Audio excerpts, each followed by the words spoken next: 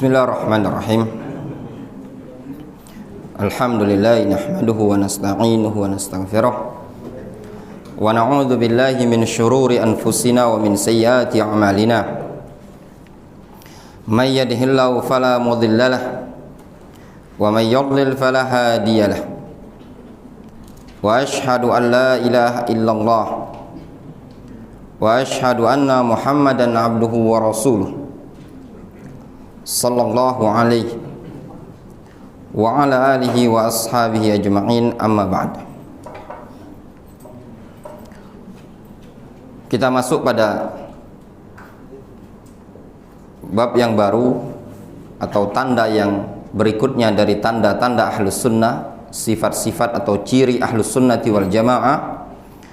As-simatus salisah, ciri yang ketiga, tanda yang ketiga, yantahijunal wasatiyah fi jami'i sya'nihim.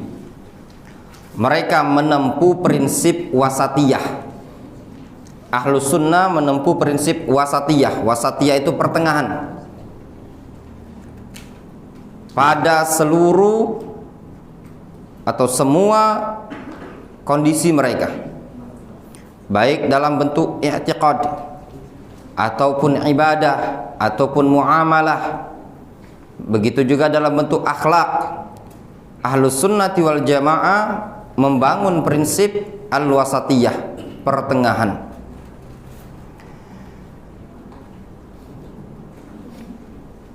Ini prinsip yang paling penting ya.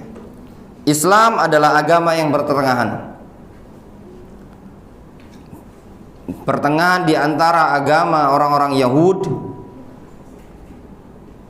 dan orang-orang Nasara.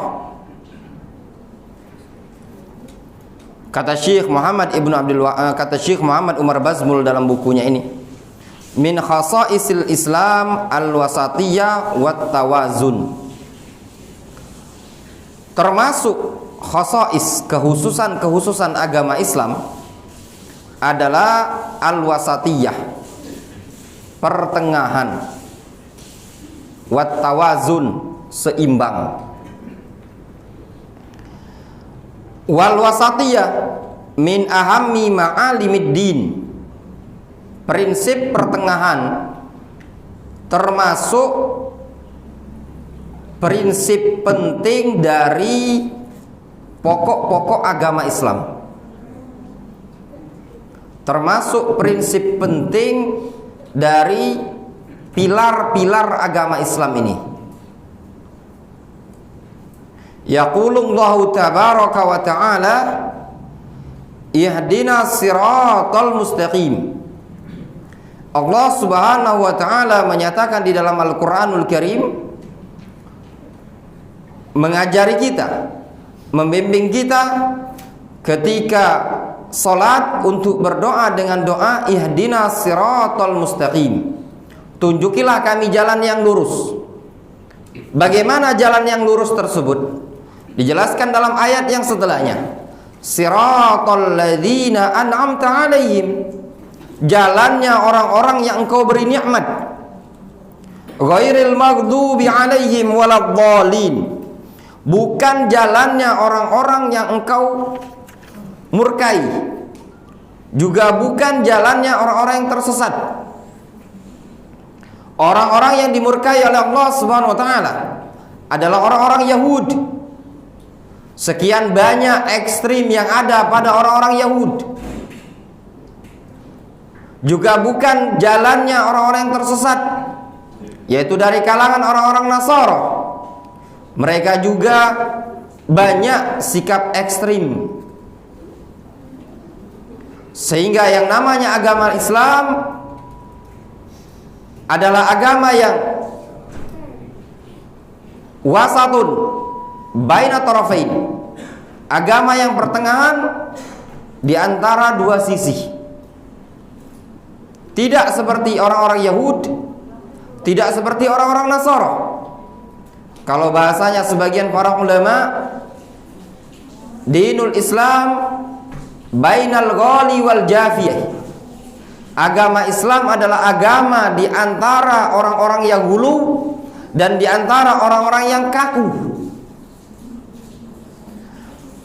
Disebutkan di sini wajhu dalalatil ayah, sisi pendalilan pada ayat ini, annahu subhanahu wasafa siratal mustaqim bi annahu ghairu siratil maghdubi alaihim, bahwasannya Allah Subhanahu wa taala mensifati jalan yang lurus, bahwasannya jalan yang lurus tersebut bukanlah jalannya orang-orang yang dimurkai oleh Allah Subhanahu wa taala. Wahumul Yahud, mereka adalah orang-orang Yahudi, ahlul ghulu fid din, adalah orang-orang yang ghulu terhadap agama Islam ini tadi.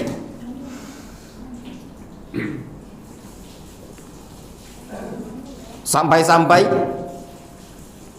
di antara bentuk keguluan mereka dinyatakan atau disebutkan oleh Syekhul Islam Ibnu Taimiyah dalam kitab Al-Jawabus Sahih liman baddala dinal masih.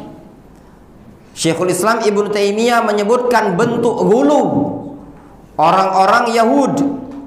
Kata beliau, wal yahud indahum idza hadat indahumul mar'ah, orang-orang Yahudi di kalangan mereka apabila ada seorang wanita yang haid, la yuakilunaha wa la yusyaribunaha, orang-orang Yahudi tidak mau makan bersama wanita ini tadi, juga tidak mau minum bersama wanita ini tadi, tidak mau campur makannya, tidak mau minum campur. Wala yaq'uduna ma'ha fi baitin wahidin, kata Syekhul Islam Ibnu Taimiyah, sampai-sampai mereka orang-orang Yahudi tidak mau duduk serumah bersama wanita ini tadi. Itu orang-orang Yahudi. Namun Nasara sebaliknya, wan nasara la yuharrimuna wat'al haid, kata Ibnu Taimiyah, ada pun orang-orang Nasara justru sebaliknya. Orang-orang Yahudi dekat-dekat wanita haid tidak mau. Kalau istrinya haid dibuatkan rumah, disuruh tinggal di situ. Tidak mau makan bareng, tidak mau minum bareng. Orang Nasara sebaliknya, ketika istrinya haid, mereka tidak mengharamkan menggauli istri saat haid, tetap digauli.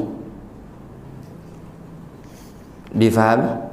Ya, luar biasa.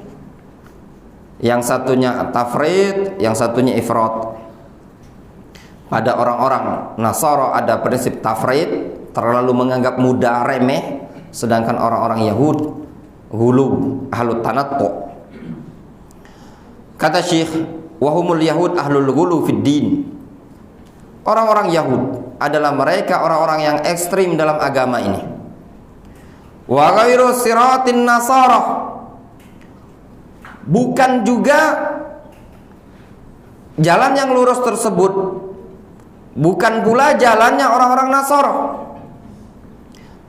Wahum ahlul ghulu fir rahbaniyah wa ta'abbud, mereka adalah orang-orang yang ekstrim terhadap tokoh-tokoh mereka di dalam bentuk peribadatan. Kalau orang-orang Yahudi dulu, para nabi mereka bunuh,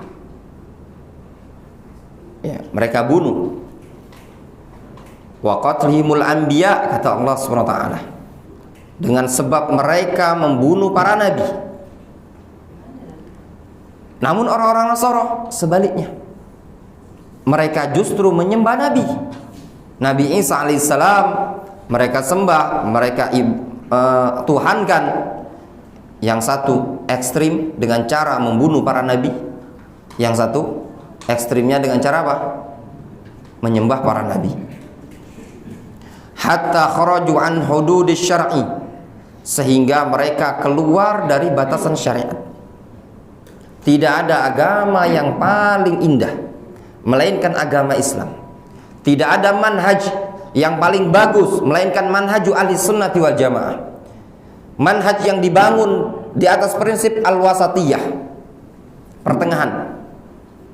Tidak gulu terhadap orang-orang soleh, juga tidak merendahkan orang-orang soleh. Kita ambil prinsip, Contoh misalkan terhadap orang-orang soleh, sebagian orang ada yang tidak mengakui keutamaan, keistimewaan orang-orang soleh, sehingga ketika ada orang-orang soleh tidak ada ihtiram sama dia, dicela sama dia, dicaci maki sama dia. Padahal orang-orang soleh tersebut adalah orang-orang yang pembawa ilmu, pembawa Al-Quran, pembawa sunnah Nabi SAW, mengajarkan prinsip ahlus sunnati wal jamaah, membela agama Islam bil lisan wal qalam. Itu luar biasa.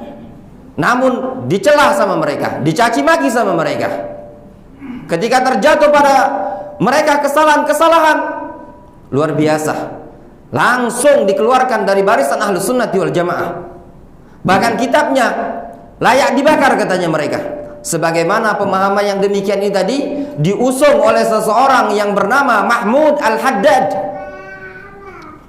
yang mentoan Fathul Bari karya Al-Hafidh Ibnu Hajar, yang mentoan sekian banyak kitab-kitab para ulama karya An-Nawawi rahimahullah ta'ala, dalam keadaan ketika mereka terjatuh pada kesalahan satu atau dua kesalahan, kemudian diikuti oleh orang-orang yang pemahamannya sama dengan pemahaman Mahmud Al-Haddad. Ya, mungkin di sini tidak ada yang kenal dengan Mahmud Al-Haddad dikarenakan kurang pengetahuan kita. Ini luar biasa pada masa tersebut, membawa pemikiran yang dikenal dengan pemikiran Haddadiyah. Ya. Kemudian diikuti oleh anak buahnya dia yang ada di Saudi Arabia, seperti Abdullah ibn Sawan, Adil Al-Hamdan Al-Ghamidi. Diikuti juga yang ada di Yaman seperti Yahya Al-Hajuri, yang diikuti juga di Mesir oleh Hisham Al-Bili. Ini orang-orang yang ekstrim terhadap para ulama. Salah sedikit para ulama dicaci maki, dicela oleh mereka. Di sana juga ada orang yang gulu terhadap kesalahan-kesalahan yang sudah jelas, kesadaran yang jelas, punya pemikiran khawarij, punya pemikiran takfiri. Bahkan sebagian mereka merekomendasi risalah Amman, ya, yang mengandung pernyataan yang tidak pantas, direkomendasi oleh seorang syekh, dibela, yudafi, mati-matian. Makanya kata Abdurrahman Al-Muallimi rahimahullah ta'ala, beliau mengatakan min awsa'i audiyatil batil al-ghulu fil afadil. Termasuk lembah kebatilan yang paling besar adalah sikap ekstrim terhadap al-afadil. Ahlus sunnah wal jamaah pertengahan, wasatun baina tarafain, pertengahan di antara orang-orang Syiah yang dia ekstrim terhadap ahlul bait. Ahlus sunnah wal jamaah pertengahan terhadap dari kalangan nawasib yang mentoan ahlul bait. Yang satu mengkultuskan ahlul bait, yang satu mentoan ahlul bait. Ahlus sunnati wal jamaah pertengahan bainal qadariyah wal jabriyah, yang satu mengingkari takdir, yang satu mengingkari masyiah bagi hamba. Ahlus sunnati wal jamaah pertengahan bainal musyabbihah wal mu'attilah. Kelompok musyabbihah menetapkan sifat, menyerupakan sifat Allah Subhanahu wa taala dengan sifat makhluk. Mu'attilah menolak sifat Allah Subhanahu wa taala. Ahlus sunnah selalu prinsip pertengahan. Makanya kata para ulama, ahlus sunnati wal jamaah wasatun baina tarafain, pertengahan. Laisa faqat fil ibadah. Mereka orang-orang ekstrim ini tadi bukan semata-mata keluar dalam bentuk ibadah, bal hatta fil i'tiqad, bahkan bisa masuk pada keyakinan. Waspada ya ikhwan. Ekstrim tatkala ada di tengah-tengah dakwah salafiyah akan menggerogoti dakwah salafiyah tersebut, maka akan menyaring. Kalau bahasanya Syekhuna Yasin Al-Adani rahimahullah ta'ala, gharbaluz zaman, akan tersaring dengan zaman tatkala ekstrim dalam masalah i'tiqad. Itu luar biasa ya. Yang tadinya dalam perkara ibadah bisa masuk dalam perkara i'tiqad. Lihat Disebutkan oleh Syekh Muhammad Ibn Abdillah Al-Imam tentang awal mulai inhiraf di buku beliau yang berjudul Bidayatul Inhiraf, satu jilid tebal. Beliau menyebutkan awal mula bid'atul khawarij. Kalau kita perhatikan, Al-Imam Ad-Darimi menyebutkan kisah ketika Abu Musa Al-Asy'ari mendatangi suatu masjid. Dia melihat di masjid tersebut ada orang membuat lingkaran dengan dipimpin oleh satu orang, dan ada kerikil. Orang tersebut mengatakan kepada jamaahnya, "Hallilu mi'ah," ucapkan tahlil 100 kali. "Wa kabbiru mi'ah," takbir 100 kali. "Wa sabbihu mi'ah," tasbih 100 kali. Abu Musa Al-Asy'ari tidak berani mengingkari pada waktu itu. Segan beliau, dikarenakan ada orang yang lebih berilmu dibandingkan beliau, yaitu Abdullah ibn Mas'ud. Abdullah ibn Mas'ud sahabat senior, dia masuk Islam ketika Rasul masih di Mekah. Dipanggil, dia mendatangi Abdullah bin Mas'ud, ditunggu depan rumahnya ketika keluar mau ke masjid. "Ya Aba Abdurrahman, inni ra'aitu qauman hilaqan fil masjid." Aku melihat suatu kaum bentuk lingkaran di masjid yang dia begini dan begini. Didatangi oleh Abdullah bin Mas'ud, diingkari oleh Abdullah bin Mas'ud. "Apa yang kalian lakukan?" Ya. Kata Abdullah bin Mas'ud, "Rasulullah sallallahu alaihi wasallam athwabuhu lam tublah." Baju beliau belum usang. "Wa aniyatuhu lam tuksar." Bejana beliau belum ada yang pecah. Kalian sudah melakukan tindakan seperti ini yang tidak pernah dicontohkan oleh Rasul. Apa katanya mereka? "Ya Abu Abdurrahman, ma nuridu ilal khair." Wahai Abu Abdurrahman, kami tidak menginginkan yang seperti ini melainkan kebaikan. Apa katanya Abdullah bin Mas'ud? "Kam min muridin lil khair lan yusibah." Berapa banyak orang yang menginginkan kebaikan namun tidak tepat dengan kebenaran. Apa yang terjadi?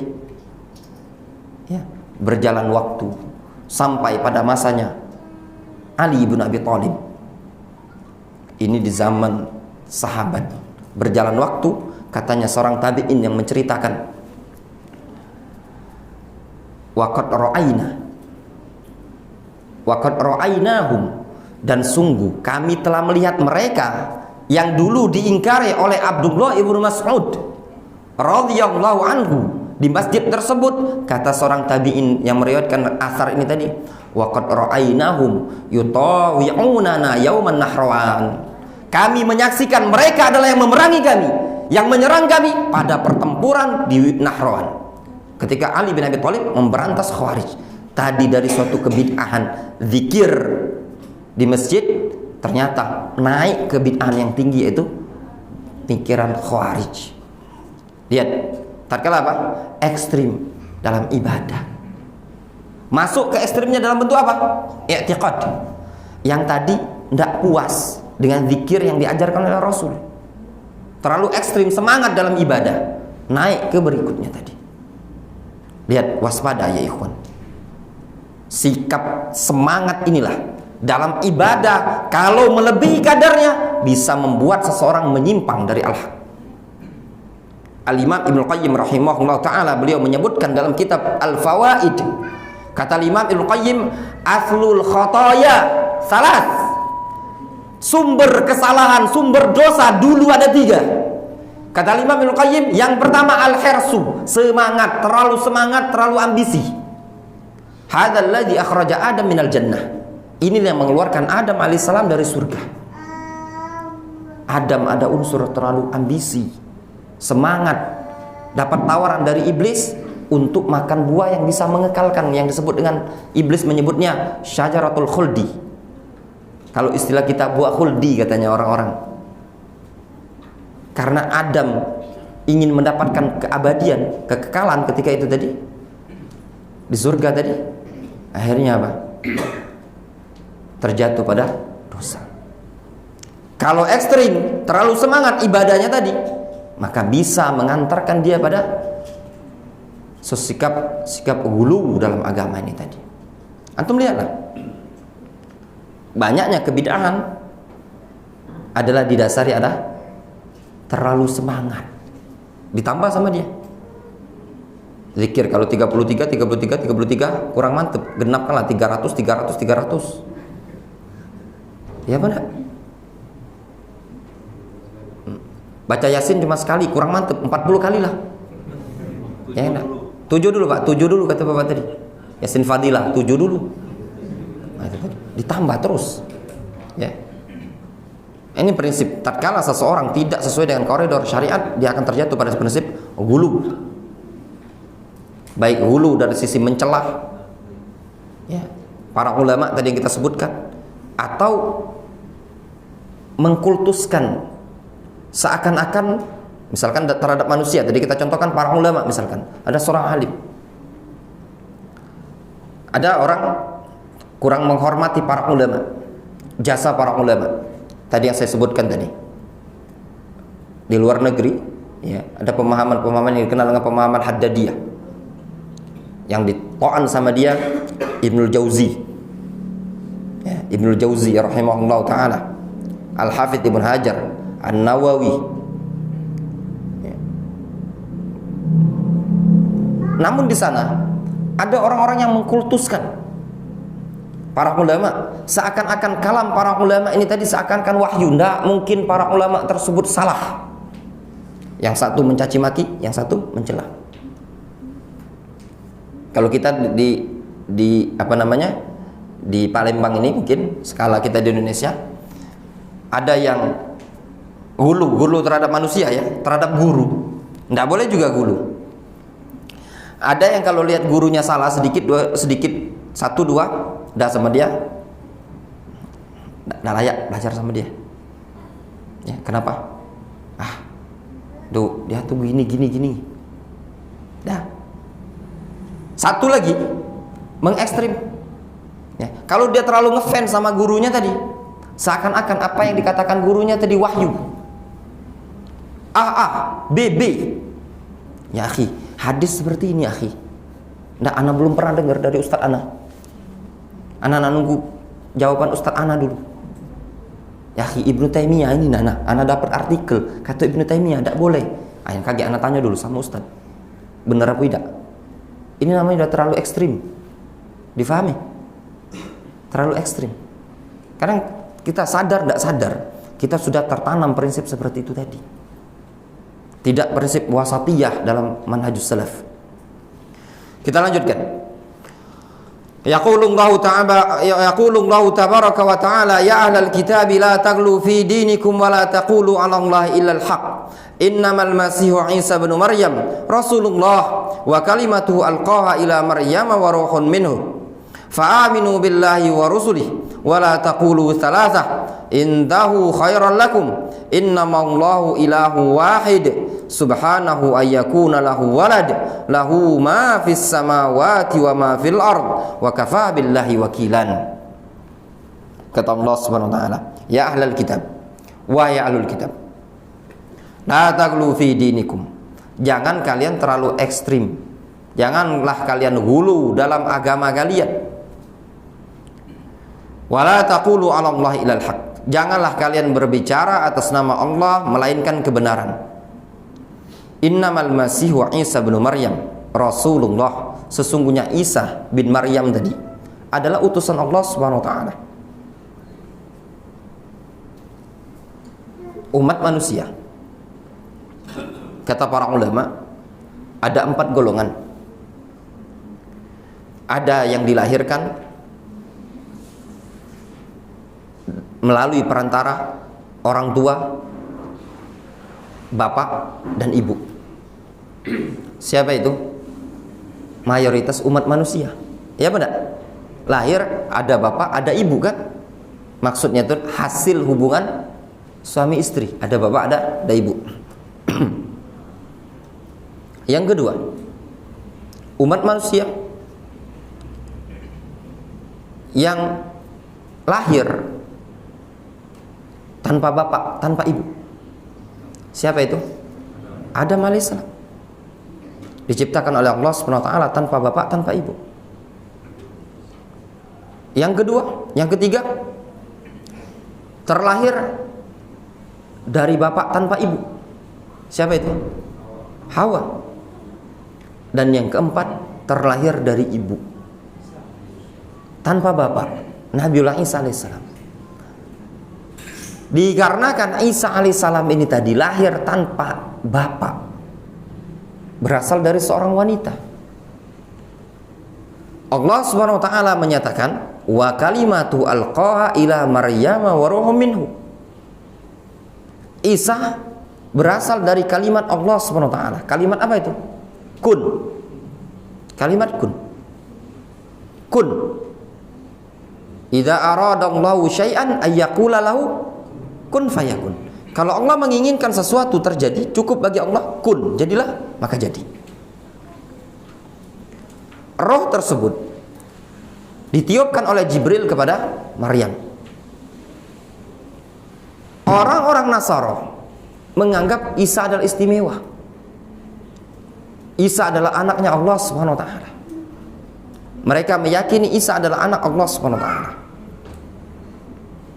Sedangkan orang-orang Yahudi juga sebaliknya, mengatakan Maryam sudah zina dengan Jibril, ya, pezina Maryam.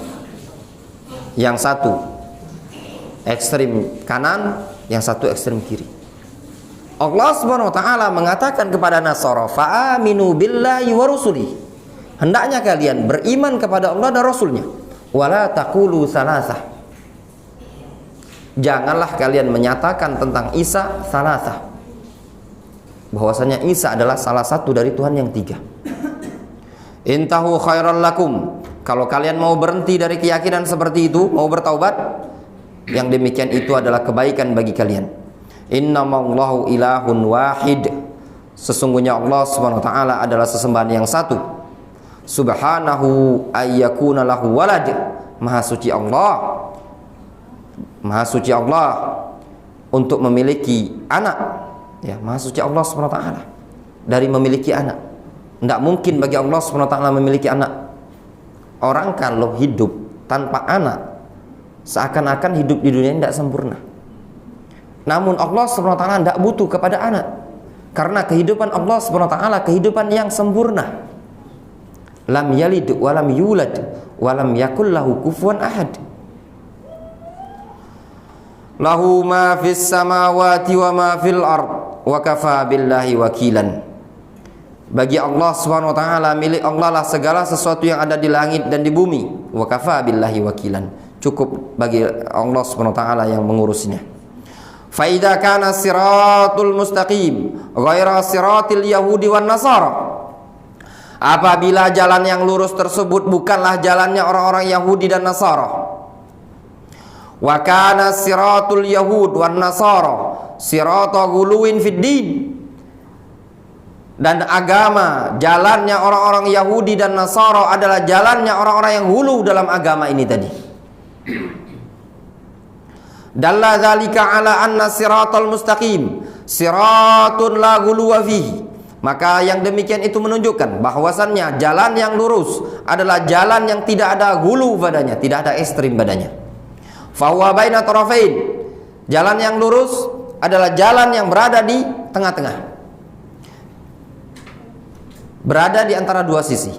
Sisi ifratin wa tafritin. Sisi ifrat itu ekstrim, kasar, kaku, terlalu berlebih-lebihan. Wa tafrit, terlalu meremehkan. Wa hadza ma'nal wasatiyah allati hiya minhajuddin al-islami. Ini adalah makna wasatiyah, makna pertengahan yang mana hal tersebut merupakan prinsip agama Islam ini tadi. Ingat ya, manhajus salaf adalah manhaj yang wasatiyah. Namun sangat disayangkan, istilah wasatiyah ini tadi mau diselewengkan. Ini istilah yang syar'i, istilah yang tepat, diselewengkan oleh seseorang dari muridnya Syekh Muqbil yang sudah menyimpang. ya, di negeri Yaman, bernama Abul Hasan Mustafa ibnu Ismail Abul Hasan Al-Misri Al-Ma'ribi, yang diam di Ma'rib. Dia punya pondok namanya Darul Hadith di wilayah Ma'rib, ya. Mereka melakopi CS-CS-nya tadi dengan prinsip Salafiyah Al-Wasatiyah, Salafi pertengahan. Apa makna pertengahannya? Mau rangkulan, ya, rangkulan dengan tokoh-tokoh politik, rangkulan dengan tokoh-tokoh yang punya pemahaman Ikhwanul Muslimin, bahkan punya hubungan erat dengan tokoh-tokoh yang di Mesir yang mengusung partai Hizbun Nur, punya hubungan erat dengan partai Hizbur Rasyad yang diusung oleh Muhammad ibnu Musa Al-Baydhani. Ini pemprinsip dikenal dengan, mereka menyebutnya di Yaman, Salafiyah Wasatiyah, Salafi pertengahan, ya, supaya bisa rangkulan, bisa kemana-mana. Hati-hati ya ikhwan, ya, antum salafi la tataghayyar, jangan bergeser dengan pergeseran waktu. Dan di Indonesia ini juga nanti akan ada, ya, orang-orang yang akan mengusung, ya, mengusung dengan slogan pertengahan. Enak katanya, bisa rangkulan, ya, sehingga naik nanti membuat partai, ya, ya. Ada partai namanya PDRI, ya, partai yang akan memperjuangkan dakwah salafiyah di Indonesia. Belum tahu antum? Belum update, ya, berarti belum update. Dunia itu dalam genggaman katanya orang. Walaupun di rumah tidak kasih TV, tapi dunia dalam genggaman. Yang antum cari dewek, anak tidak galak memperpanjang, antum akan tahu sendiri nanti 2024. Nama partainya singkatannya PDRI, Partai Dakwah Rakyat Indonesia, ya. Insyaallah antum tahu dewek, ya. Sata'lamuna ghadan manil kadzabul ashir. Kalian akan mengetahui esok mana pendusta dalam dakwah salafiyah ini tadi. Syekh Muqbil menyatakan, ya, dalam kitab Tuhfatul Mujib rahimahullah taala, Syekh Muqbil Al-Wadi'i rahimahullah taala, beliau mengatakan, salafiyah laisat jubbatan. Salafiyah bukan jubbah. Idza arada an takhla'aha takhla'aha. Kalau engkau ingin pakai, idza arada ayyal basa yalbasah. Kalau dia ingin dia pakai, pakai. Wa idza arada ayyakhla'a khala'aha. Kalau dia ingin lepas, lepas. Enggak. Salafiyah kata Syekh Muqbil, iltizamul kitabi was sunnah ala fahmi salafil ummah. Komitmen dengan Al-Qur'an dan sunnah, berpegang teguh dengan Al-Qur'an dan sunnah sesuai dengan pemahaman salaf. Bukan, kemarin kita sebutkan, salafiyah bukan komunitas. Salafiyah tidak dinaungi oleh partai, tidak dinaungi oleh ormas. Bahkan salafiyah bukan dinaungi oleh yayasan. Terus gimana kalau ada masjid, ada yayasan, pondok pesantren ada yayasan? Itu cuma sekedar surat izin. Tidak lebih, ibarat beli rumah ada sertifikat tanah. Ya pada? Ya betul, seperti itu. Beli motor ada BPKB. Adapun sampai mengatakan kalau antum tidak masuk yayasan ini antum belum salafi. Sehingga ada yayasan sunnah, yayasan salafi. Ya, yayasan itu cuma surat. Ya, salafi itu bukan di yayasan. Faham? Hati-hati antum. Kadang sebagian ikhwan di Palembang ini tadi, insya Allah ini, ayo kita, misalnya contoh ya, ayo kita berdonasi, bantu yayasan sunnah. Yayasan itu cuma surat.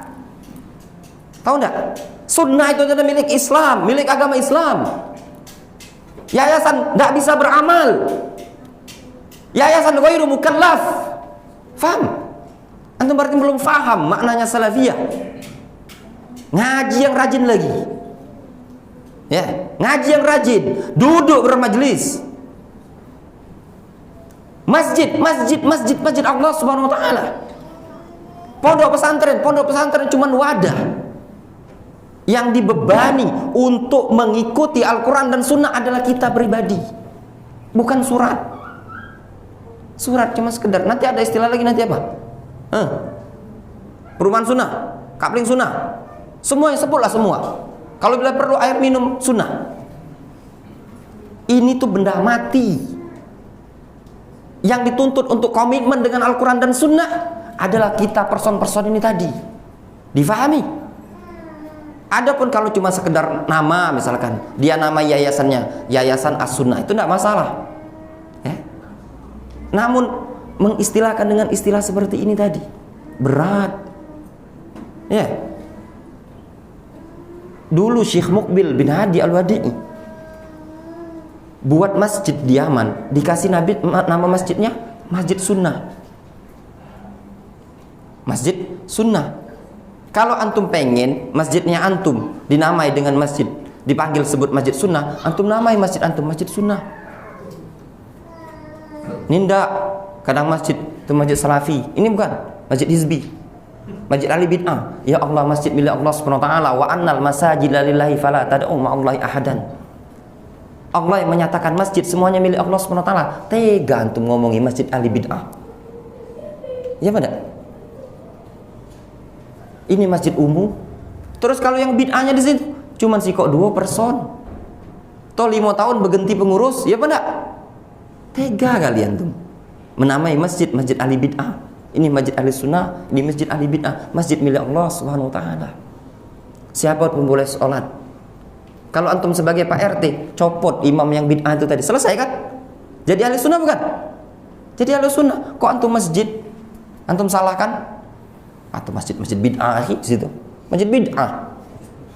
Gampang. Kalau terkait dengan personnya, kalau antum jadi Pak RT, copot dah. Kalau antum yang punya masjid tadi, bapak antum yang wakaf, sudah copot. Maafan, ini wakaf bapak, tidak salah. Kamu mengajarkan kebid'ahan, selesai kan? Berarti kan bukan masalah pada masjid, salah dari person. Itu tadi. Masjid Al-Jihad, masjid yang lain-lain adalah masjid milik Allah SWT, masjid kaum muslimin. Ya, ingat para jamaah, kita ini dituntut oleh Allah SWT adalah berpegang dengan Al-Quran dan Sunnah sesuai dengan pemahaman salaf. Bukan masuk surga itu rombongan. Tidak ditanya oleh malaikat rombongan, antum pengajian di yayasan apa? Ini ada yayasan masjid ini tidak? Belum ya? Yayasan Al-Jihad. Oh, kalau antum Al-Jihad masuk pengurus yayasan kata malaikat. Ya sudah, kalau masuk dah lolos. Itu pemahaman Banser. Yang mereka mengatakan yang masuk surga itu cuma NU. Antum kalau ditanya oleh malaikat, jawab saja. Kalau kami ini apa katanya? Pengikut Kiai Haji Hasyim Asy'ari. Itu malaikat sudah tidak lagi jawab. Itu ucapan Said Al-Siraj, ghairu akil. Ya, memang orang tidak berakal.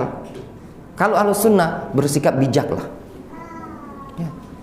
Makanya yang dituntut bagi kita semua untuk mengikuti Al-Quran dan Sunnah, belajar. Ya, semua ikhwan kita, siapapun dia, entah dia pengurus yayasan, entah dia bukan pengurus yayasan, entah dia ikut di Masjid Al-Jihad, entah pun tidak datang ke sini, selagi dia salafiyah, dia salafi, ikuti Al-Quran dan Sunnah, saudara kita. Selesai. Jangan membangun loyalitas al-wala wal bara' ad-dayyiq, sempit. Ya. Kalau bukan ini, kalau bantuan juga, benar bantuan. Bukan akhi, itu bukan ikhwan kita, kaum muslimin, layak dibantu. Ana jujuran, ana senang sebagian ikhwan-ikhwan yang membuat wadah komunitas untuk membantu kaum muslimin tanpa memilah-milah. Muslim, jangan ada istilah, itu tuh banyaklah bid'ah dia tuh.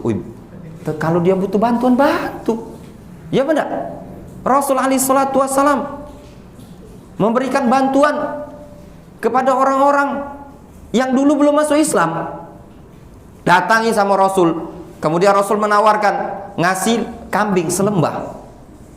Tokohnya tadi sudah dikasih sama Rasul, dia balik ke kampungnya, ya kaum aslimu, wahai kaumku masuk Islam lah. Fa inna Muhammadan yu'ti kaman la yakhsha al-faqr. Dikarenakan Muhammad memberi seperti orang yang tidak takut miskin. Semua kaum tersebut masuk Islam. Ini prinsip Islam. Ya, jangan kita kotakkan. Ya, sekarang dakwah salafiyah ini sudah terkotak, jangan tambah kotak lagi. Wallahu taala a'lamu bishawab. Naktafi bihadzal qadar. Insyaallah kita lanjutkan setelah salat Isya. Bismillahirrahmanirrahim. Alhamdulillahi wassalatu wassalamu ala rasulillah wa ala alihi wa ashabihi ajma'in, amma ba'd. Kita lanjutkan. Wa qad jaa'a an Abdullah ibn Mas'ud radhiyallahu anhu. Sungguh telah datang riwayat dari Abdullah ibn Mas'ud radhiyallahu anhu. Beliau mengatakan, khattalana Rasulullah sallallahu alaihi wasallam khattan. Rasulullah sallallahu alaihi wasallam pernah membuatkan garis untuk kami, suatu garis lurus. Jadi gini gambarannya. Tsumma qala hadza sabilullah. Kemudian Rasul menyatakan, ini adalah jalan Allah. Lurus garis. Tsumma khatta khututan an yaminihi wa an shimalihi. Kemudian Rasul membuat garis-garis di kanan dan di kiri. Buat garis, ada sebelah kanan, ada sebelah kiri. Tsumma qala. Kemudian Rasul mengatakan, hadhihi subulun mutafarriqah. Ini adalah jalan-jalan yang terpecah-pecah. Ala kulli sabilin minha syaitanun yad'u ilaihi. Pada setiap jalan ini tadi, jalan yang kanan kiri, ada syaitan yang menyeru padanya. Di setiap jalan ada syaitan.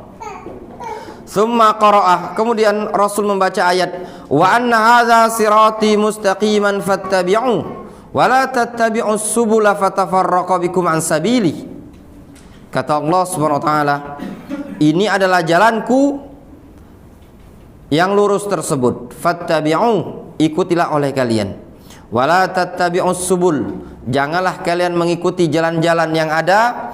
Fatafarraqa bikum an sabili, sehingga kalian terpecah-pecah dari jalan Allah Subhanahu wa taala. Al-haq wahidun, kebenaran cuma satu, tidak berbilang, la yata'addad. Sehingga kalau ada jalan yang kanan dan kiri ini tadi, itu jalan yang mengantarkan kepada kebatilan.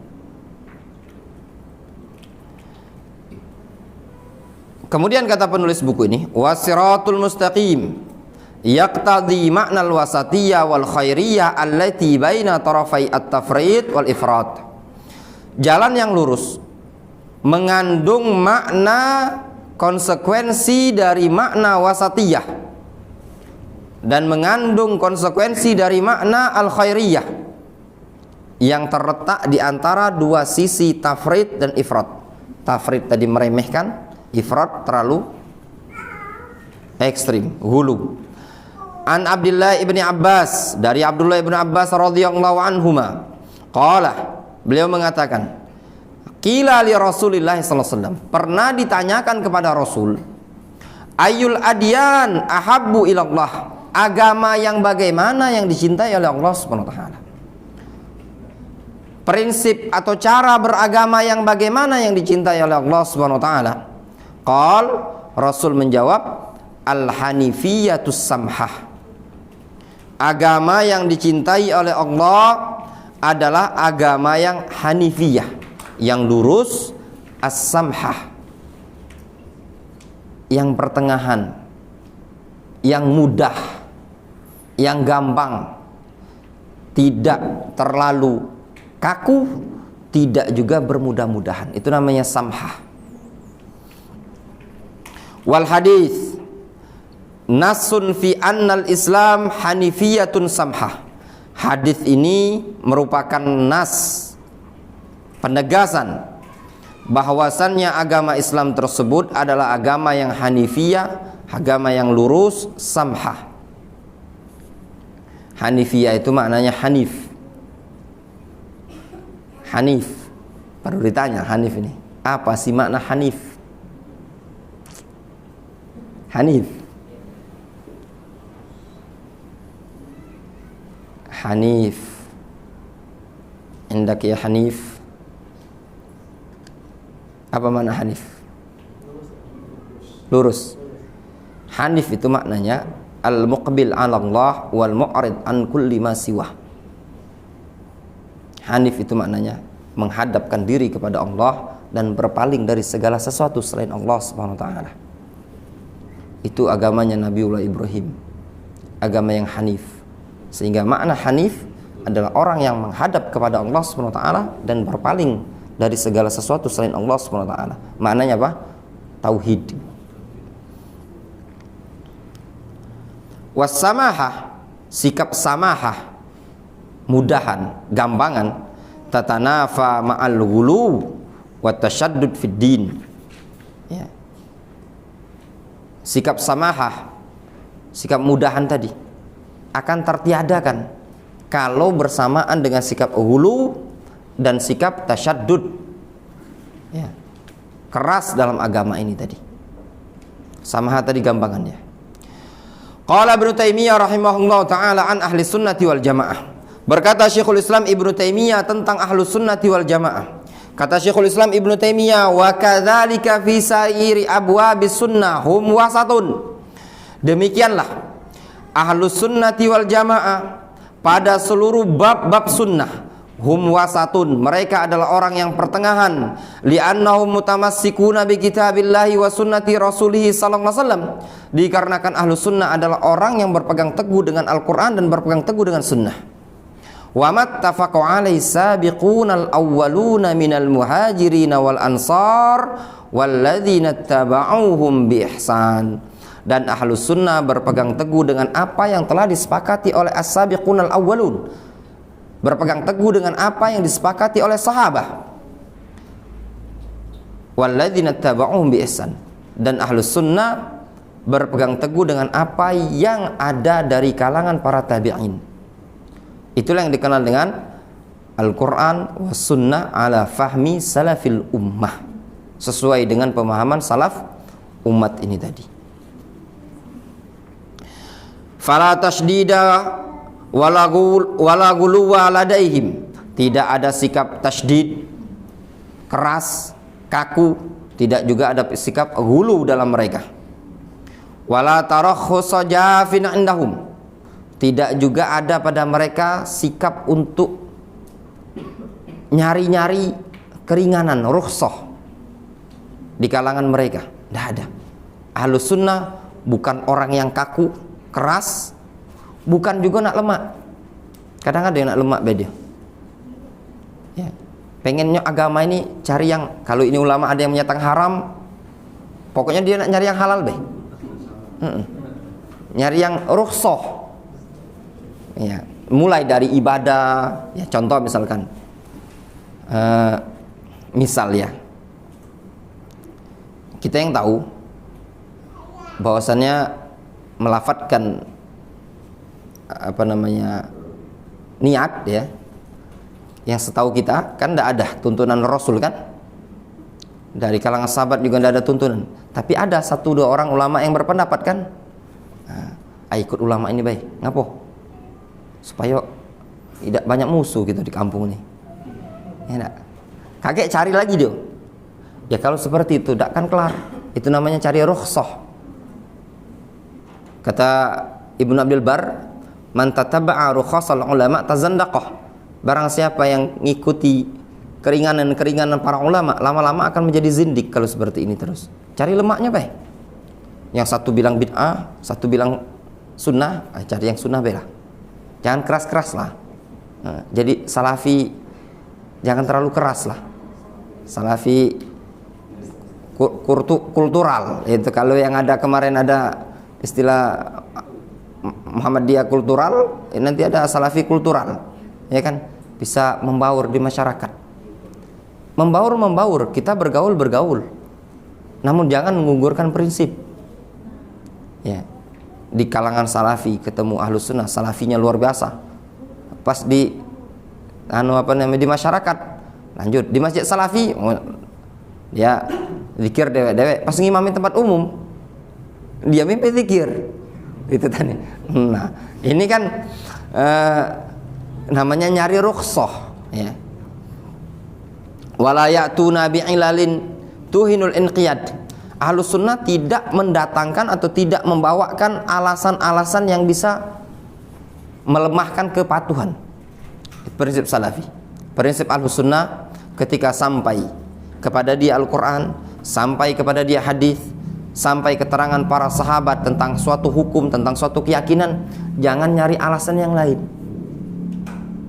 Ya, jangan nyari alasan. Sudah, sam'an wa ta'atan, terima. Jangan ngasih alasan-alasan. Contoh misalkan di kalangan salaf ya, yang kita tahu, Rasul ketika mengeluarkan zakat dengan apa? Zakat fitrah dengan makanan pokok ya. Di zaman-zaman khalifah juga dengan makanan pokok kan. Sama dia duit. Ngapo akhian tuh mengeluarkan duit? Ada ulama yang membolehkan dengan duit, katanya dia. Lagian duit ini lebih gampang, bawanya beras tuh susah bawanya ke masjid.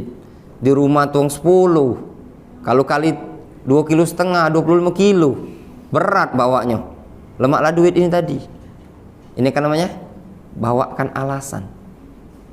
Ya, nyari alasan supaya mendukung pendapatnya dia ini tadi.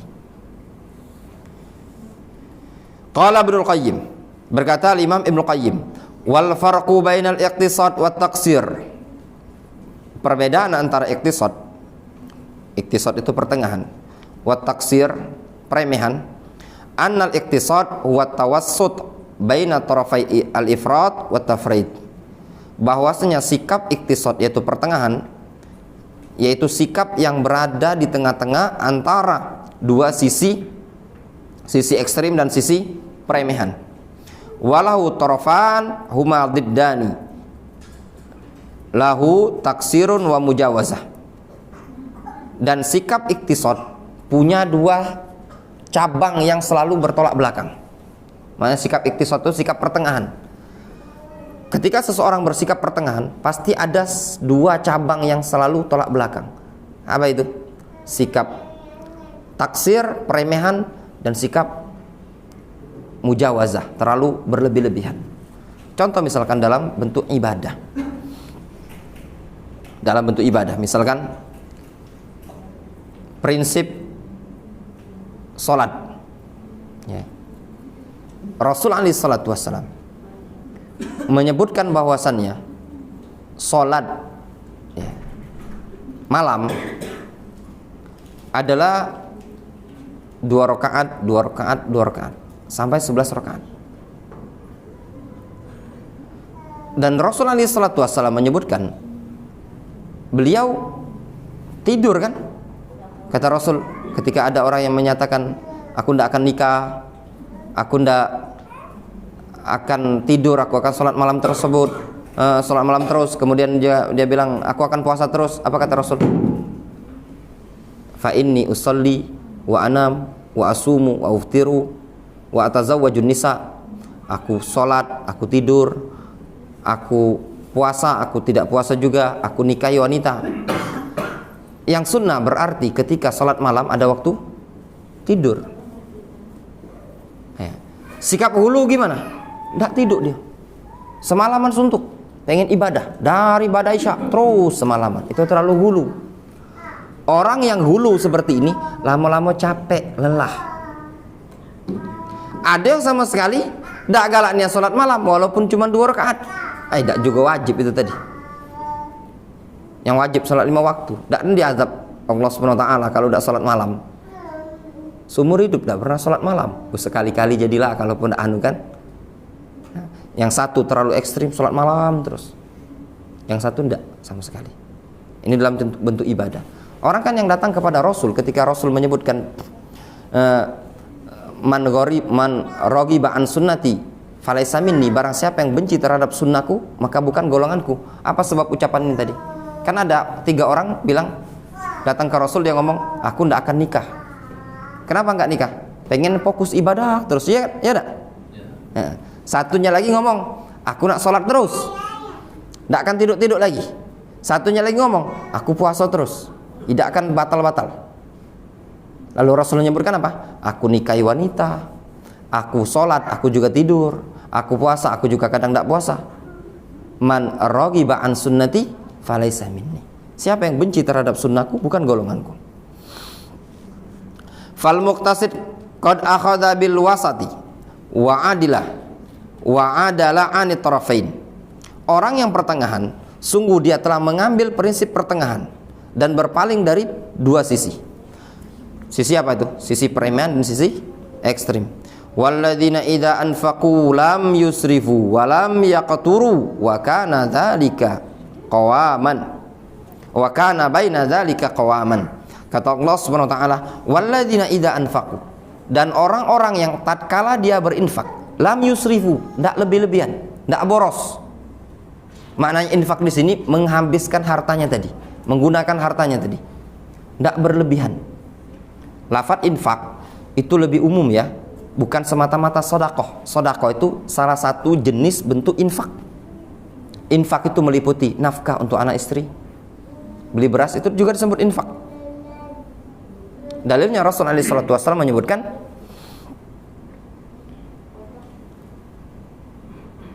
berkaitan dengan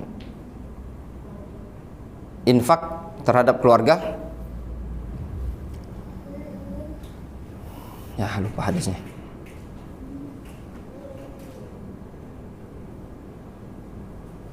Nafaqatun,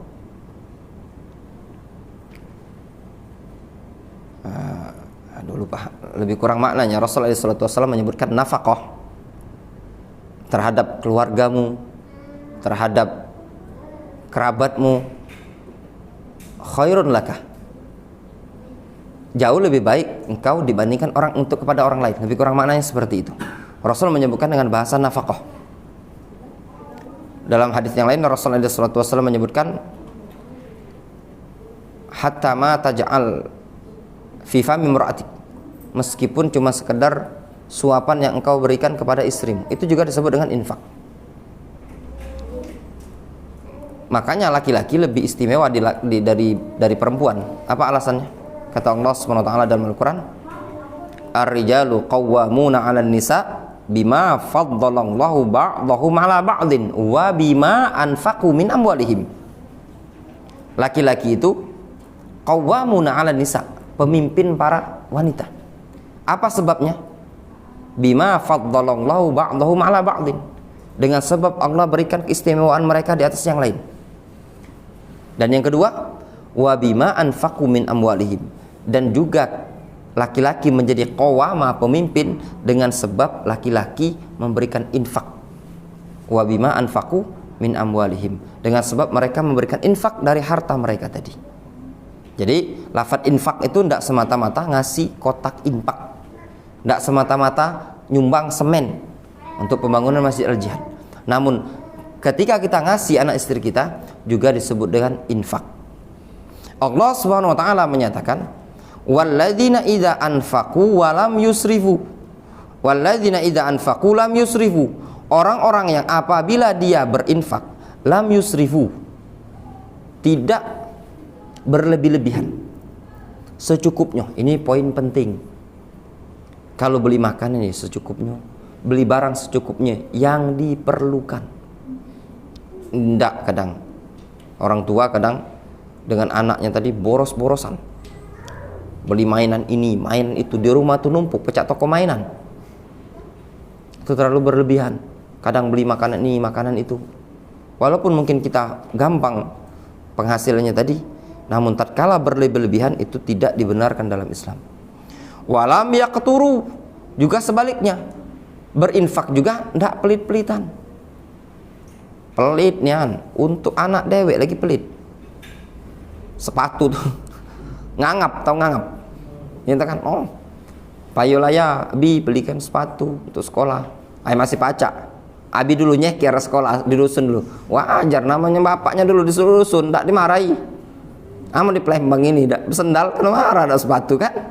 Wah, sekolahnya tadi lah ngongop. Ya kalau belum sobek nih masih pacak, telapaknya belum lepas, masih belum dianu. Dah galak dia belikan anak. Yang terlalu apa? Terlalu pelit. Wa kana baina dzalika qawaman. Dan antara hal tersebut, antara berlebih-lebihan dan juga antara pelit ini tadi, qawaman adalah sikap pertengahan. Wa qala ta'ala, wa la taj'al yadaka maglulatan ila unuqika wa la tabsutha kullal basti. Kata Allah Subhanahu wa taala, janganlah engkau jadikan tanganmu terbelenggu di atas lehermu. Ini ungkapan apa? Ungkapan pelit. Maknanya jangan terlalu pelit. Wala tabsutha kullal basti. Jangan pula terlalu royal. Ndak mikir. Ada duit, maju traktir kan. Sampai tanggal 20 duit lah habis, ngutang. Ya ndak mikirkan. Ini juga ndak diperbolehkan. Pelit jangan, royal terlalu lebar juga jangan. Ya. Wa kulu washrabu wa la tusrifu. Allah Subhanahu wa taala menyatakan, makan dan minumlah, jangan berlebih-lebihan. Makan minum mubah. Namun kalau terlalu berlebihan, itu perkara yang juga tidak bagus. Ya. Waddin kulluhu baina hadaini tarfain. Agama ini seluruhnya dibangun di atas dua prinsip ini tadi. Berada di atas dua prinsip, prinsip berlebih-lebihan, prinsip bermudah-mudahan. Balil Islam qasadun bainal milal. Bahkan Islam itu adalah agama yang pertengahan di antara semua agama. Wa sunnah qasadun bainal bid'ah. Sunnah tadi adalah pertengahan di antara kebid'ahan. Ya. Orang kalau berpegang teguh dengan sunnah, dia akan pertengahan. Tadi kita contohkan. Ahlus sunnah pertengahan di antara Qadariyah dan Jabariyah. Qadariyah mereka mengatakan tidak ada takdir. Ya. Murni terjadi segala sesuatu, murni perbuatan hamba. Tidak ada campur tangan Allah Subhanahu wa taala di situ. Tidak ada kehendak Allah Subhanahu wa taala di situ. Ini Qadariyah. Sebagian mereka sampai mengatakan Allah Subhanahu wa taala tidak tahu akan kejadian di alam semesta melainkan tatkala sudah terjadi. Sebagaimana pemahaman yang dibawa oleh Ma'bad Al-Juhani. Kelompok kedua, kelompok Jabriyah.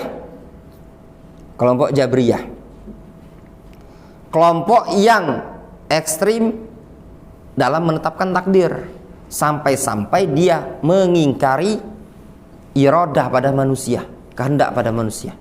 Dia mengatakan kita itu bagaikan bulu yang dihembuskan oleh angin. Kalau angin bawa ke kanan, ke kiri, terbangkan kemanapun. Mereka ungkapkan dengan karisha fi mahabati rih, bagaikan bulu tadi, ya, kapas yang dibawa oleh angin. Ada kisah Syekh Abdul Qadir Al-Jailani. Bukan Syekh Abdul Qadir Al-Jailani. Siapa? Jahmiyah itu siapa? Jaham bin Sofwan. Pentolan pemikiran Jahmiyah. Jaham bin Sofwan punya bini. Bininya selingkuh. Jaham bin Sofwan punya pemikiran Jabriyah. Ya. Jaham bin Sofwan punya pemikiran Jabriyah. Istrinya selingkuh. Kepergok sama Jaham bin Sofwan. Nak marah-marah dia. Kata bininya, jangan dulu marah. Bahasa kita ini Persiana ya. Jangan dulu marah kak. Nah, inilah takdir dari Allah Subhanahu wa taala. Dikarenakan Jaham bin Sofwan punya pemikiran Jahmiyah, mengingkari takdir, pemikiran Jabriyah tadi, tidak jadi marah dia sama bininya. Ya enggak, ya sudah, memang takdir, bukan kehendak aku, kata istrinya. Ini adalah kehendak Allah Subhanahu wa taala. Ini pemikiran Jabriyah. Orang yang punya pemikiran Jabriyah ini tadi bahaya. Ya. Males. Gawinya di masjid, kalau nak berduit ya, tidak usah, biar rezeki Allah SWT menanggung. Wa ma min dabbatin fil ardi illa 'alallahi rizquha. Tidak ada hewan melata melainkan Allah SWT yang menanggung rezekinya. Antum tidak usaha, akhi. Pedagang apa tidak, gawian tu di masjid terus tidur-tiduran. Tidak, biarlah Allah SWT nanggung. Ini terlalu bersandar dengan takdir tanpa berupaya untuk menjalankan sebab. Ini juga tidak diperbolehkan. Wa dinullahi bainal ghali fihi wal jafi'an. Kata Syekh Muhammad Umar Bazmul, agama Islam ini, agama Allah, berada di antara agama yang ghali, antara agama yang ekstrim dan yang kaku. Wa kadzalikal ijtihad. Demikian juga ijtihad. Huwa badzul juhdi fi muwafaqatil amri, yaitu upaya mencurahkan kemampuan untuk mencocoki suatu perkara. Wal ghulu mujawazatuhu wa ta'addihi, sedangkan sikap ghulu adalah sikap yang berupaya untuk melampaui batasannya. Wa ma amarallahu bi amrin illa walisyaiton fihi nazghatan. Tidaklah Allah Subhanahu wa taala memerintahkan suatu perkara melainkan syaitan memiliki dua tipu daya. Imma ila ghuluwin wa mujawazah, terkadang tipu daya menuju ghulu, wa imma ila tafritin wa taksirin, terkadang kepada sikap tafrid wa taksir, peremehan. Contoh misalkan dalam bentuk orang soleh yang sudah mati, ada yang terlalu ghulu, ini ulama, ini kiai, ini tokoh, ini banyak perjuangannya tadi. Akhirnya apa? Bertawasul dia. Ya benar? Kuburannya ditinggikan, diagungkan, ini ghulu. Ada yang meremehkan. Wong lah mati, gusur-gusur, jadikan perumahan. Ya, dijadikan perumahan. Ya, dan ini banyak. Ya, kita di daerah Kayagung Tado dijadikan perumahan, dijual sama ahli warisnya. Terjual kaplingan nenek moyang ini tadi. Dibeli sama pengembang. Bayangkanlah jadikan perumahan. Yang konsumen juga tidak tahu yang bawahnya dalam tanah. Yang pentinglah jadi perumahan kan. Nah, yang ini apa? Ini kuburan dianggap remeh, yang ini mengagungkan kuburan. Kemudian wahuma afatan, keduanya adalah penyakit. Penyakit ekstrim, penyakit meremehkan. La yakhlus minhuma fil i'tiqad wal qasd wal amal illa man masya khalfa Rasulillah SAW. Tidak akan bisa selamat dari dua penyakit ini tadi, baik dalam bentuk keyakinan, baik dalam bentuk niat ataupun amalan, melainkan orang yang berjalan di belakang Rasul SAW. Penyakit ekstrim ini tadi tidak akan bisa selamat. Wa tarki aqwalin nas wa ara'ihim, wa taraka aqwalan nas wa ara'ahum lima ja'a bihi, dan juga meninggalkan pendapat-pendapat umat manusia serta pemikiran mereka dikarenakan apa yang telah dibawa oleh Rasul. La man taraka ma ja'a bihi li aqwalihim wa ara'ihim, bukan seperti orang yang meninggalkan apa yang telah dibawa oleh Rasul demi perkataan dan demi pemikiran umat manusia. Maknanya apa? Tidak akan selamat orang dari sikap ekstrim dan sikap peremehan kecuali orang yang berjalan di atas sunnah. Dia meninggalkan ucapan umat manusia demi sunnah, bukan seperti orang yang meninggalkan sunnah Rasul demi perkataan umat manusia.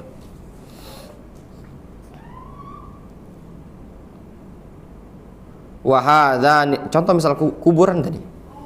Kita kalau punya keluarga, anak yakin seluruh jamaah di sini tahu, ya enggak? Kuburan itu enggak boleh dicoreh, enggak boleh dikijing-kijingi kan? Karena ghulu itu tadi kan, sikap ghulu. Ya. Cuman secara kenyataan kadang, tidak lemak, ya kan? Uwak tidak setuju, mamang tidak setuju. Kalau cuma ditegakkan sikok batu atau sikok papan, cirinya cuma sikok, kan akhirnya demi perkataan umat manusia kan meninggalkan bimbingan Rasul. Atau contoh yang lain, ya, dalam masalah kematian, ya, yang sunnah, ya, ketika orang meninggal dunia ya sudah selesai, ya, dikubur selesai. Justru tetangga-tetangganya yang kalau bisa bantu kan. Namun di tengah-tengah masyarakat kan ada lemak sama mamang sama bibi sama uak, sudah dapat pula 3 malam jadilah, ya enggak, ngundang yasinan kan. Ini tadi meninggalkan sunnah dikarenakan ucapan umat manusia, ada perasaan tidak lemak. Wahadhanil maradhan al-khatiran qadistaulaya ala aktsari bani Adam. Dua penyakit yang berbahaya ini sungguh telah menguasai kebanyakan Bani Adam. Walihada hadzara as-salafu minhuma asyaddat tahdzir. Oleh karena itu para salaf di zaman dahulu memperingatkan dua prinsip tadi, prinsip ekstrim dan prinsip menganggap remeh, dengan sangat-sangat keras. Wa khawwafu man buliya bi ahadihima bil halak. Bahkan mereka para salaf di zaman dahulu menakut-nakuti orang yang tertimpa dengan salah satu dari penyakit tadi, ditakut-takuti dengan kebinasaan. Wa qad yajtami'ani fi syakhsil wahid. Terkadang dua prinsip itu tadi, prinsip ghulu dan prinsip tafrid, ifrat atau tafrid ini tadi, ekstrim dan juga kaku, terkumpul pada satu orang.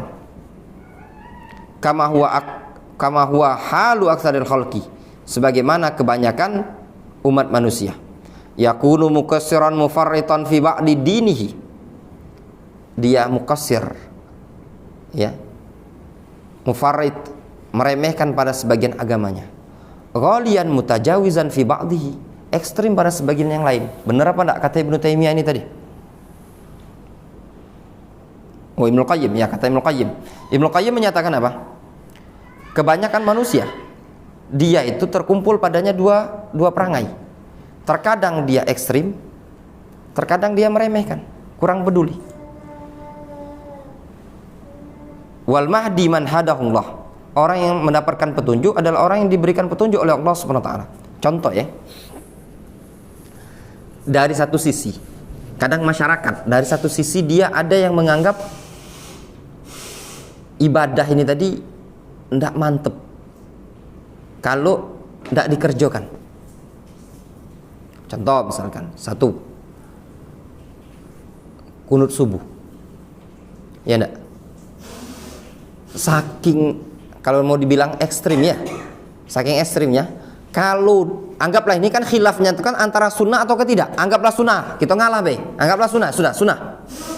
Memang ada ulama yang berpendapat sunnah kan, tapi yang ekstrimnya mereka sampai-sampai kalau tidak kunut subuh diulangi, ya pada sujud sawi, ini kan ekstrim, berarti kan ngesankan semangat kan, padahal di amalan-amalan sunnah yang lain tidak perlu diamalkan sama dia, ya pada. Kadang kita jengok kunut subuh kencang, pas amalan yang lain tidak perlu. Contoh yang lain, dalam masalah zikir, ya, zikir itu luar biasa. Kalau dalam berzikir kadang telamu dari pada maghrib sampai 20 menitan, panjang zikirnya tadi.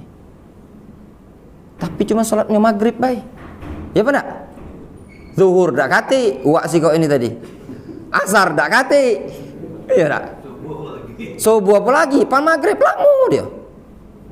Padahal kan sholat berjamaah kan diremehkan sama dia, sholat jamaah. Sholat jamaah diremehkan ya.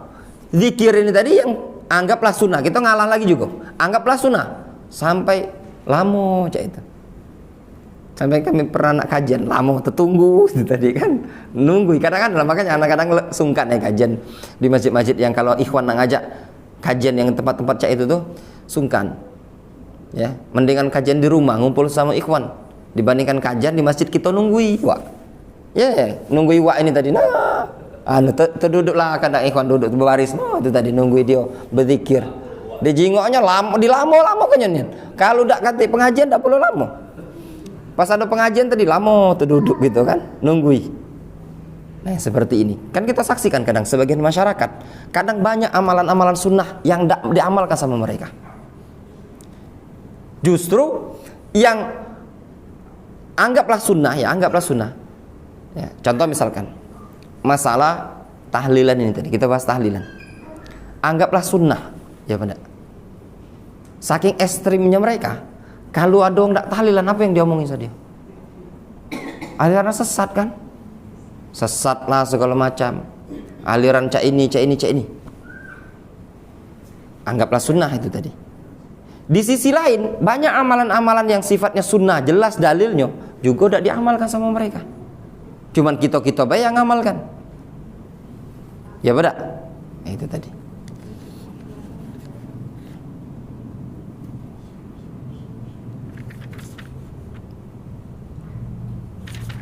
Sedikit lagi ya.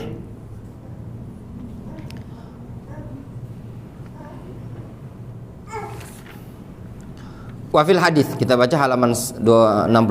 Wafil hadis, disebutkan dalam hadis Ani bin Abbas, dari Abdullah bin Abbas, qala li Rasulullah sallallahu alaihi wasallam ghadatal aqabah. Kata Abdullah bin Abbas, Rasul pernah mengatakan kepadaku ketika pagi hari di waktu ngelempar jumroh Aqabah, wa huwa ala rahilatihi. Rasul ketika itu sedang berada di atas kendaraan. Hat ulqutli, tolong ambilkan kerikil itu, lemparkan ke aku.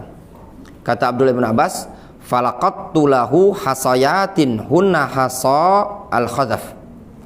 Aku pun ngambilkan Rasul tadi, ya, kulemparkan ke beliau, kukasihkan ke beliau, kupungutkan untuk beliau tadi. Rasul mengatakan tadi kan, tolong ambilkan, pungutkan kerikil-kerikil kecil itu tadi.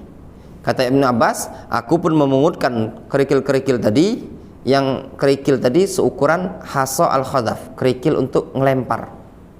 Untuk betet-betetan itu kan paling kerikilnya ini ya. Falamma wada'tuhunna fi yadi. Kata Abdullah bin Abbas, tatkala aku letakkan kerikil tadi ke tangannya Rasul, Rasul mengatakan, bi amsali haula, seperti inilah kerikilnya itu. Wa iyyakum wal ghuluwa fid din. Hati-hati kalian dari sikap ekstrim terhadap agama ini tadi. Fa inna ma ahlaka man kana qablakum al-ghulu fid din. Sesungguhnya yang membinasakan orang-orang sebelum kalian adalah sikap ghulu terhadap agama ini tadi. Kerikil kecil bay, ninda ngelempar jumroh. Kalau pacak besar-besar nian, masalah yang dilempar itu setan. Kalau ngenoi kepala uang, ya kan? Yang kecil, Rasul yang ngelemparnya dengan yang kecil. Anas ibni Malik radhiyallahu anhu anin Nabi sallallahu alaihi wasallam. Dari Anas ibnu Malik radhiyallahu anhu, dari Nabi sallallahu alaihi wasallam, Rasul mengatakan, yassiru wala tu'assiru, wabashiru wala tunaffiru. Yassiru, berikanlah kemudahan, wala tu'assiru, janganlah kalian menyusahkan orang lain. Wabashiru wala tunaffiru, hendaklah kalian berupaya memberikan kabar gembira, bukan membuat orang lari. Ini ucapan diucapkan oleh Rasul alaihi salatu wassalam kepada sahabat-sahabat beliau ketika beliau mengutus para sahabat untuk berangkat ke negeri Yaman berdakwah.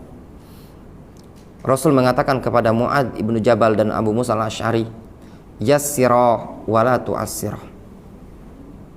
Berikan kemudahan, jangan mempersulit.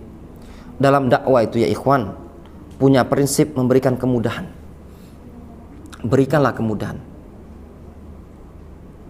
Yang sekarang ini, ya, kalau mau boleh dibahasakan ya, khususnya dalam dunia pendidikan,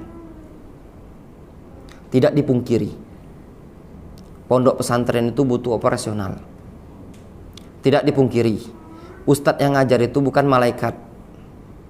Kalau malaikat tidak butuh makan, ya enggak.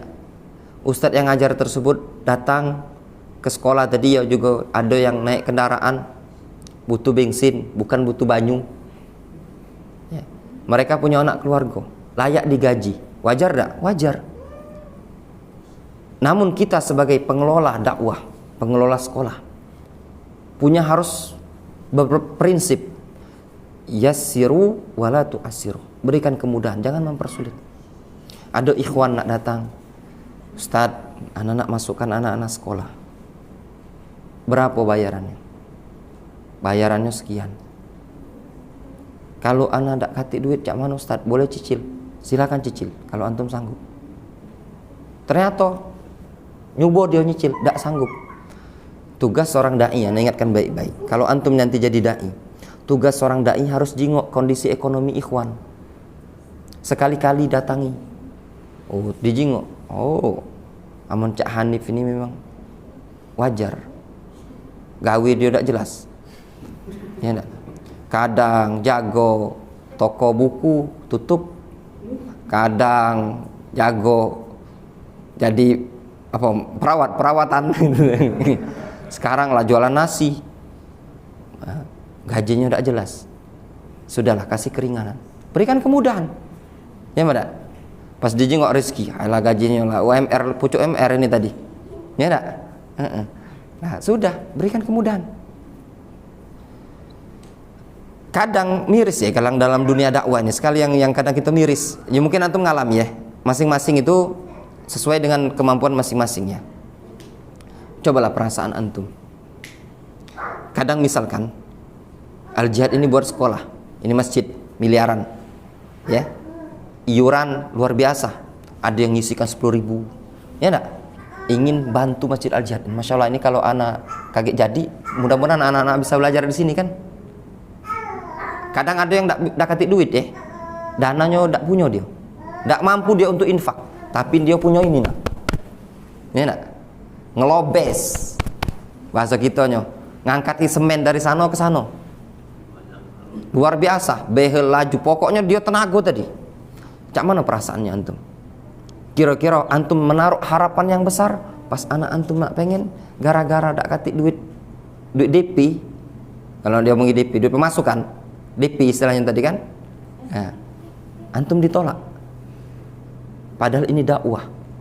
Bisa jadi anak yang ditolak tadi lebih cerdas. Kita di Darul Hadits ya ikhwan, ada anak seorang ikhwan, sempit ekonominya, anak luar biasa. Malam kemarin itu menghafal hadis Sahih Bukhari plus sanad dengan panjangnya tuh sejak ini. Anak kaget, bapaknya tuh tidak mampu. Ternyata anak ini punya potensi. Tidak setiap yang tidak mampu tuh buang yang bodoh, enggak, belum tentu. Banyak kadang anak-anak yang afan, bukan anak merendahkan anak ikhwan yang mampu. Kadang ada anak-anak yang mampu, apalah tamat SMA, karena dia terbiasa anak orang mampu, sudah dia bosan, dia mondok, ya enggak? Dia nak SMA umum baik, aduh, ya enggak? Di pondok, enggak kata cewek di pondok. Kalau sekolah SMA, SD-nya pondok, TK Islami, SD Islami, SMP Islami, pan SMA, bosan, cewek dah kati di pondok ini tadi, panlah SMA. Sudahlah, terbawa dunia luar. Nah, prinsip Islam ayo ikhwan, berikan kemudahan. Bukan maksud ana di sini menyindir A dan B, tapi itu prinsip Islam. Kita berupaya untuk memberikan kemudahan kepada kaum muslimin. Rasul menyatakan, yassiru wala tu'assiru. Mudahkan, jangan persulit. Kalaupun seandainya belum bisa bayar bulanan, anak tak katik duit bulanan, belum ada, afan ustad, anak belum bisa bayar anak-anak, jangan diusir. Jangan diusir. Jangan sampai terdengar ya di pondok-pondok salafi, ma'had ahlus sunnah, ponpes, ngusir santri karena tak terbayar bulanan. Toh kalaupun tak katik dia, kita tetap ngajar apa tak? Sekarang misalkan Masjid Al-Jihad ini kan jadwal kajian. Kira-kira yang datang cuma 10, tetap tak taklim gitu? Tetap kan? Yang datang 20 tetap taklim tak? Dalam artian murid tuh kalau cuma 10, tetap kita ngajar kan? Tetap ngajar. Anggaplah dia anak bawang, tak katik, dia nak pengen belajar, tak katik duit masukan, ya sudah, ini meja beli. Kalau antum bawa meja dewek be, simple kan? Simple. Jangan sampai uang terhalangi dari dakwah ini tadi, sebagaimana yang dinyatakan oleh Rasul, basyira wala tunafira. Jangan buat lari orang dari dakwah, sehingga orang-orang lari dari dakwah salafiyah yang indah ini tadi, terkesan waduh susah, mahal. Antum belum lihat Yaman. Yaman itu negara miskin luar biasa. Anda tidak bisa bayangkan antum kalau miskinnya negeri Yaman. Susah-susah. Pengajian kita lihat ada donat, ada roti. Di Yaman mana ada? Miskin negara Yaman itu tadi. Tapi luar biasa mereka kok bisa belajar di situ gratis. Makan gratis, belajar gratis. Dan kitab yang diajarkan tidak kaleng-kaleng. Tidak kaleng-kaleng. Kalau nak diistilahkan belajar di Yaman 3 tahun, ya 4 tahun, tapi dia tekun ya. 2 tahun belah, 2 tahun, tapi tekun-tekunian itu bisa mungkin nyaingi 5 tahun di universitas sistem kuliah. Antum bisa bayangkan dari pagi pada subuh terbit matahari, Berhentinya sampai jam 9. Jam 9 tuh diketok masjid. Kalau udah kati ngetok dulu anak belajar doa bid wajar wa ta'dil. Sampai masjid itulah diketok. Tong tong tong. Intahal waqt, inilah jam 9 lebih, masih melanjutkan pelajaran sampai ada jam 10 malam. Sampai kami teriak dulu, kamal roti, habis roti, berhentilah belajar nih sampai jam 10 malam, bayangkanlah. Nggak kaleng-kaleng, tapi bisa nampungin seluruh Indonesia datang. Zaman anak dulu Indonesia 200 total orang Indonesia 280 ditampung, bisa Jazair, berbagai mancanegara. Mereka terbuka dalam masalah ilmu. Kita negara Indonesia yang makmur, gampang untuk mendapat uang, tapi anak-anak kaum muslimin masih terhalangi untuk belajar dengan kita dengan alasan apa? Kita tidak nerimanya karena masalah biaya. Ini polemik dalam dakwah salafiyah. Jangan beralasan, oh, ada bayar rezekinya. Kalau nak menuntut ilmu pasti ada rezekinya. Itu kan kita pacak ngomong itu karena kita ustadz, bang. Ya benar. Posisi ustadz, pandemi bay, pandemi diantari beras. Ya benar. Jujur-jujuran bay. Kita bisa ngomong itu karena kita ustadz, public figure. Berapa banyak kita sakit, dikirimi amplop sama ikhwan, kita tidak ngisi kajian karena lockdown, diantari beras, diantari duit, diantari segala macam. Iya benar. Kalau ikhwan perhatian terhadap kita seperti itu, ngapa kita tidak perhatian juga terhadap ikhwan dalam masalah dunia pendidikan? Ya pada ini polemik. Prinsip Rasul yang ngomong ini Rasul. Kata Rasul, yassiru wala tu'assiru. Berikan kemudahan, jangan persulit. Basyira wala tunaffira. Berikan kabar gembira, jangan buat orang lari. Innama bu'istum muyassirin walam tub'atsu mu'assirin. Kata Rasul, kalian itu diutus untuk memberikan kemudahan, bukan diutus untuk nyusahkan orang. Nyusahkan apa enggak? Nyusahkan. Ingat sekali lagi, jangan difahami ya. Ana enggak, bukan bermaksud ana nyindir pondok A, pondok B, sekolah A, sekolah B. Ana cuma ingin menanamkan prinsip dakwah salafiyah. Ini kan permintaan antum, ada permintaan jamaah, ya kan? Cak mano si manhaj salaf itu tadi. Lah ini tadi manhaj salaf, mempermudah kaum muslimin. Itu manhajus salaf. Rasul ketika ada yang Rasul ngutus Abu Mu'az dan Mu'az bin Jabal dan Abu Musa al-Asy'ari ke negeri Yaman, Rasul pesan berikan kemudahan, jangan persulit, jangan buat orang lari. Kadang orang lari dari dakwah salafiyah ini tadi. Aduh, anak sekolah akan anak-anak di sekolah umum baiklah, mahal pondok-pondok. Sekolah umum terbatas akhirnya tadi. Ini prinsipnya ikhwan.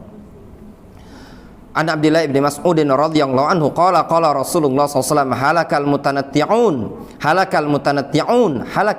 mutanatti'un. Rasulullah SAW menyatakan binasalah orang-orang yang ekstrim, binasalah orang-orang yang ekstrim, binasalah orang-orang yang ekstrim. Rasul menyatakan halakah, binasa, kehancuran bagi orang-orang yang al-mutanatti'un, yang ekstrim. Al-mutanatti'un hum al-muta'ammiqun, al-ghalun, al-mujawizun al-hudud fi aqwalihim wa af'alihim.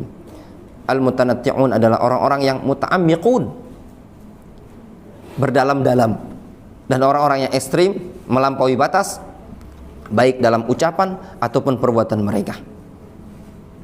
Wal hadits zahiruhu khabarun an halil mutanatti'in illa annahu fi ma'na nahyi anit tanattu'.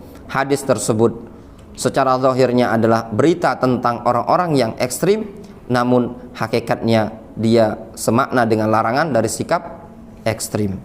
Wallahu ta'ala a'lamu bishawab. Adapun prinsip yang berikutnya, ciri yang berikutnya dari ciri Ahlus Sunnah, insyaallah kita lanjutkan pada pekan berikutnya. Ada yang tanyakan? Kati anak tanyakan? Jadilah. Alhamdulillah. Naktafi bihadzal qadar subhanallah.